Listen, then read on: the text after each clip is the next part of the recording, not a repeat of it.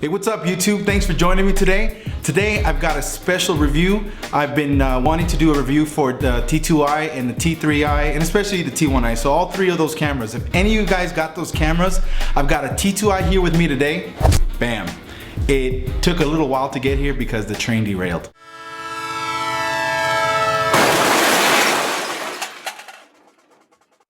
Anyway, so what we're going to do is I'm going to show you how to use all these functions. I'm going to go through all the buttons. I'm going to show you how to access your exposure compensation. I'm going to show you the professional shooting modes that are on this camera. I could show you on my camera, but since most of you guys have T3Is and 2Ti's, this is gonna be ideal. That way you can get a hands-on review and look at what I'm going to do and how to work your camera. So now that I got it in my hands, I'm gonna go ahead and start showing you how to use all the buttons. I'm gonna show you how to access a lot of the features that we've been covering in a lot of my videos. So I know a lot of you have been asking for that, so finally the day is here. All right, let's take a look. The T2i does come with just the body or with a kit lens. In this case, this is a kit lens that comes with it. It's an 18 to 55 millimeter with automatic focus and obviously manual focus. It also does have an image stabilizer that you can use, which is a great thing to have. Now, again, if you guys know me and seen a lot of my posts, my beef with lenses that are a variable aperture, I really don't like them, but for the purposes of learning, I think it's fine that way you guys get to understand how lenses work. This lens is an aperture range between 3.5 and 5.6. So that means if you're zoomed out at 18, then your aperture will drop down to 3.5. But as soon as you zoom in to 55, then what's going to happen is your lens, is going to change your aperture to a 5.6. So even if you set your aperture in aperture priority mode, let's say to 3.5, but you zoom in, your lens is going to change that automatically because it doesn't allow you that 2.8 constant aperture. I just want to make a point that the T2i, T3i, and the T1i pretty much are going to look the exact same way. So what I'm going to show you here will serve for you T1i users and T3i users. The menu at the back is pretty simple to access. After today's show, you will definitely be familiar with all the settings and how to get to them. Let's start by using the quick menu here. If we select this Q button that we've got right here, it'll access the menu. So now you can use these buttons to scroll around. As you can see what I'm doing here, I'm cycling through the different setting options that are available on the camera. That way you don't have to go deep into the menu by clicking this button. You can access everything just right here. So let's start with exposure compensation, since this is probably one of the bigger ones that everybody wants to know how to access.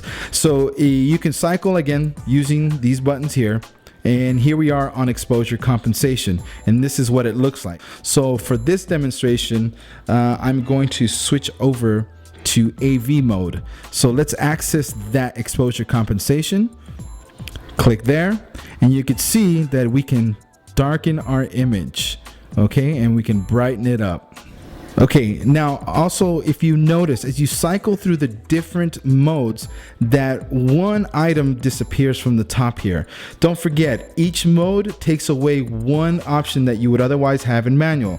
So if we move to the next mode, here's our shutter mode. You no longer see your aperture here because it won't give you that. You do have control your ISO and your shutter speed. So this is TV mode. If we move to program mode, both your shutter and your aperture options are gone and you're only left with your ISO. So if we go back all the way up to manual, everything's available. Okay, so hitting the quick menu button again lets you access the menu. That way you can cycle through the different options here. You can go to your automatic white balance here. You can cycle through all the different white balance options that are available on the camera. Here, let's go to the metering modes that are available on your camera, and this is how you change it. See, here's all the different metering modes. Here's your evaluative, your partial, and your spot metering. Okay, another way to access your exposure compensation is by using this dedicated button that's on your camera. So if you don't want to, pick up your camera and look through the screen while you're shooting in here, you can hold this down and move your exposure compensation. So it's quick access to it. So instead of having to push this button and come up and cycle through the different options to this here, you can just hold this button down while turning your mode dial. So it's a pretty easy way to get a hold of your exposure compensation. The other option that you have available here is your different shooting modes. So here is your single shooting. Here is a continuous shooting. So if you're doing sports and you want to capture a lot of shots and in a continuous burst, you can set it to this and it'll take a few pictures at one time. Here is your self timer remote. If you have a remote, external remote, you plug it in and leave it on this setting.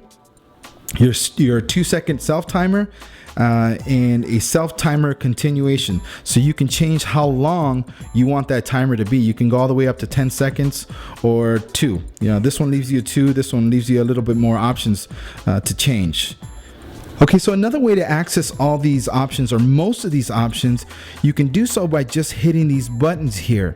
If you access the menu by pushing the Q button, then all these buttons allow you to move about the different functions that are available on the camera. But if you exit out of the quick menu, then all these buttons become dedicated buttons for you to reach, for instance, your white balance. So instead of having to go into quick menu and going to your white balance here, then all you have to do is just click this button, as it's dedicated to it. So it's a quick access to it.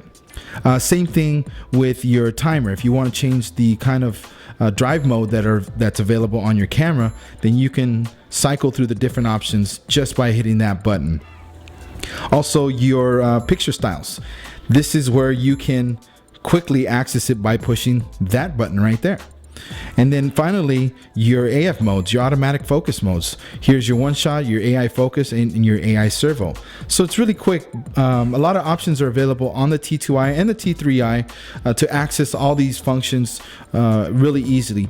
But again, this will meet a lot of your pro amateur needs, these cameras. That's why I really like them, and I push a lot of you guys to buy these cameras. It's just because they're so versatile. They're inexpensive. They pack a big punch with that 18 megapixel sensor on there and the 1080p video. Another good feature is this button right here, dedicated for live view mode. This is what the 7D has, but the T3i, I believe the 60D has it, and the T2i have it.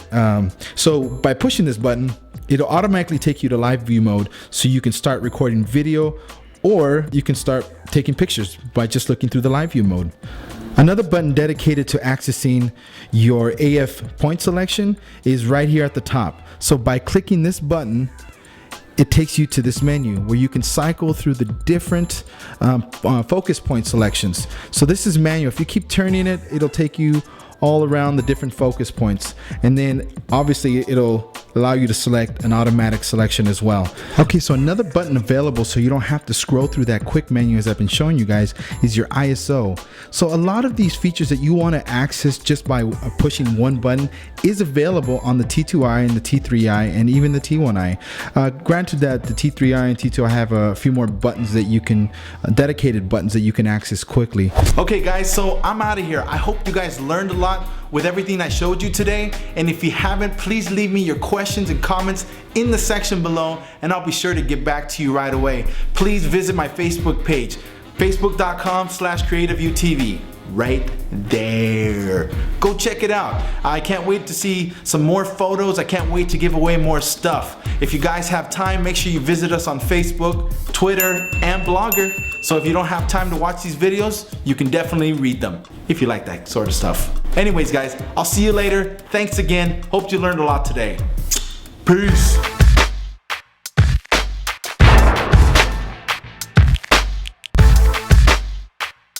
Oh,